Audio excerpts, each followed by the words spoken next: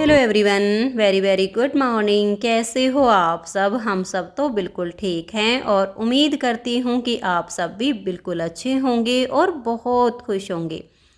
आप सभी का आपके अपने चैनल एसके ब्लॉग्स में बहुत बहुत स्वागत है। तो फ्रेंड्स, सबसे पहले आप सभी को मेरी और मेरे गोविंद की तरफ से प्यार भरी राधे राधे। तो चलिए आज के ब्लॉग की स्टार्टिंग कर लेते हैं। और अभी सुबह के 6:45 बज चुके हैं। मैं नहा ली हूँ और अभी आई हूँ रसोई में।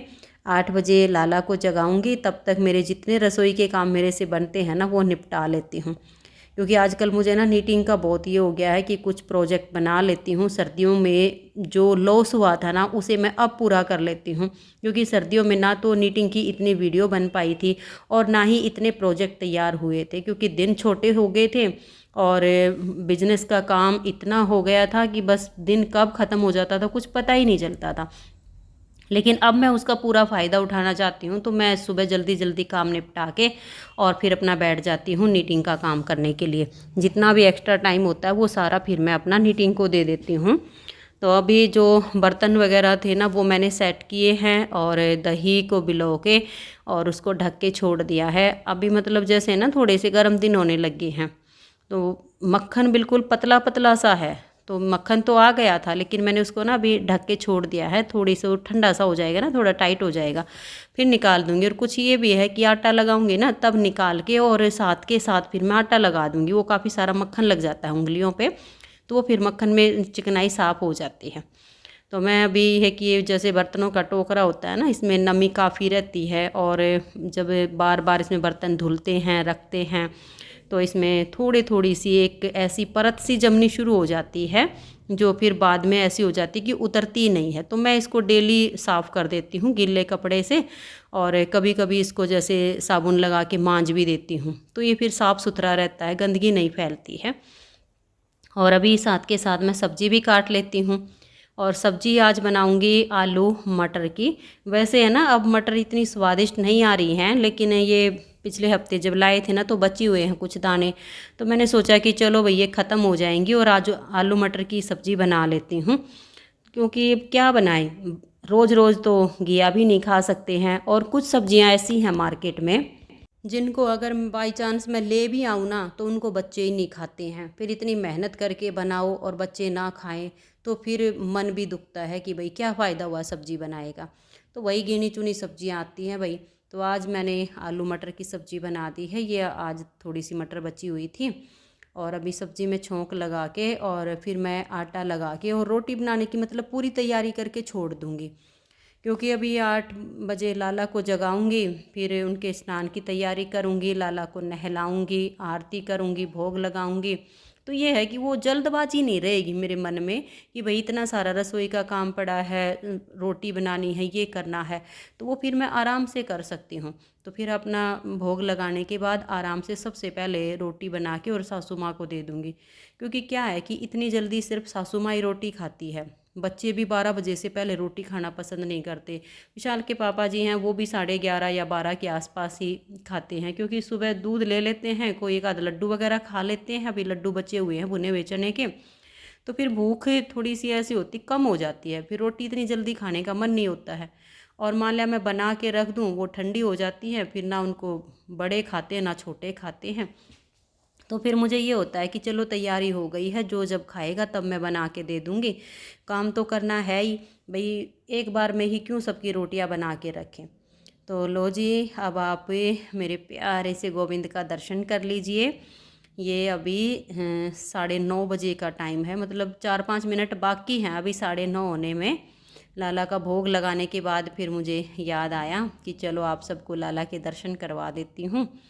तो लाला के दर्शन कर लीजिए और कमेंट्स बॉक्स में प्यार भरी राधे राधे लिख के मेरे गोविंद के चरणों में अपनी हाजिरी भर लीजिए। भाई बड़ा आनंद आता है जब से लाला आए हैं ना, जीवन ही बदल गया है। पहले वाली मतलब अपने जीवन को याद करती हूँ और अब देखती हूँ मन बहुत खुश रहता है, बहुत ज़्यादा।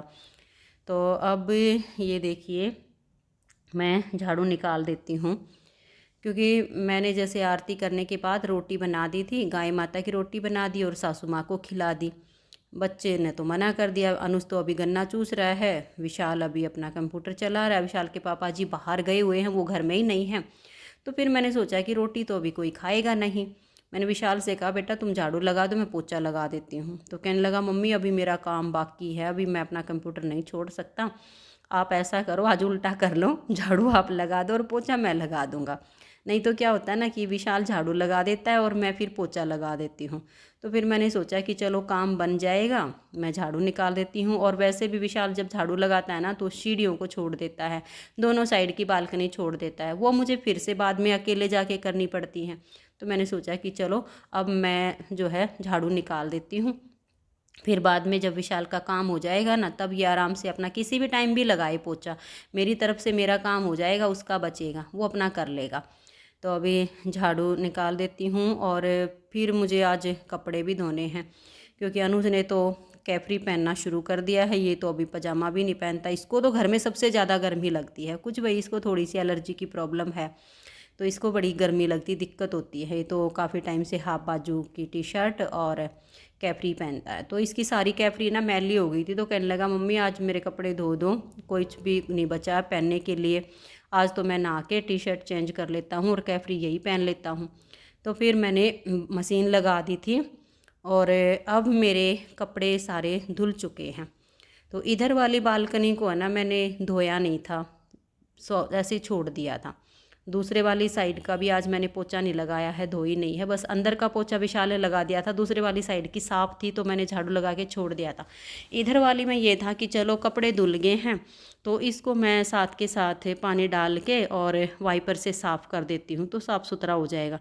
क्योंकि क्या होता है ना, जैसे मान लिया बालकनी में बाहर आते हैं और यहाँ थोड़ी बहुत भी धूल होती है तो वो चप्पल जूती पे लग के और वो अंदर चली जाती है।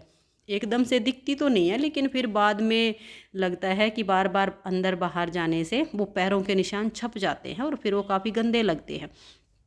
तो मैंने यहाँ बालकनी को भी धो दिया है और अब ये कपड़े भी धो के सुखा देती हूँ। आज ज़्यादा नहीं थे, आज नॉर्मल ही थे, क्योंकि आज कोई बेडशीट वगैरह मैं चेंज नहीं की थी। सोमवार को मैंने धोई थी, सारी बेडशीट धो दी थी, सबके टॉवल वगैरह धो दिए थे, जो भी डोरमेट वगैरह थे वो सब मैंने सोमवार को धोए थे। तो फिर आज है शुक्रवार, वीडियो मिलेगी आप सभी को कल शनिवार को। तो फिर इतनी जल्दी, भाई छोटे बच्चे तो घर में है नहीं कि इतनी जल्दी बेडशीट गंदी हो जाएंगी, एक हफ्ते में तो चेंज होती ही है। तो बेडशीट वगैरह थी नहीं, सिर्फ पहनने के कपड़े थे। तो ये जो है मेरे जल्दी ही धुल गए, आज ज़्यादा टाइम नहीं लगा। वैसे आज धूप कम है, काफ़ी धुंधला धुंधला सा मौसम है, लेकिन हवा चल रही है अच्छी। सूख जाएंगे क्योंकि अब सर्दी तो है नहीं भाई, गर्मी है। गर्मी में तो अगर हवा भी निकल जाती है ना कपड़ों में से तो वो सूख के तैयार हो जाते हैं। और ये अभी टाइम है लगभग 1:45 का, जब मैं कपड़े सुखा रही हूँ, क्योंकि पता ही नहीं चलता भाई। वैसे है ना, कहने को ये हो जाता है कि दिन काफ़ी बड़े बड़े हो गए हैं, ये हो गया है, पर मेरा तो ना घंटों के हिसाब से काम चलता है, घड़ी देख के टाइम के हिसाब से काम होता है कि हाँ इतने बज गए अब ये काम करना है, इतने बज गए अब ये वाला काम करना है, इस हिसाब से मेरा काम चलता है। तो मुझे पता ही नहीं चल पा रहा है कि दिन बड़े हो गए हैं या छोटे हो गए हैं, क्योंकि पूरा दिन चलता रहता है। और एक बहन ने ना कमेंट्स किया था, पहले भी किया था तब भी मैंने रिप्लाई किया था, लेकिन अब फिर एक और न्यू कमेंट्स आया था कि आप काम वाली को लगा लो। तो देखिए, काम वाली को लगाना कोई बड़ी बात नहीं है, चलो भाई उसकी एक तनख्वाही तो देनी है, दे देंगे, कोई दिक्कत नहीं है। लेकिन भाई मुझे उनका काम पसंद नहीं आता है, सबसे बड़ी समस्या ये है। वो किस ढंग से काम करती हैं, किस हिसाब से काम करती हैं, अपना काम मुझे अपने हाथों से करने में जो आनंद आता है ना, वो मैंने करवा के देख लिया है।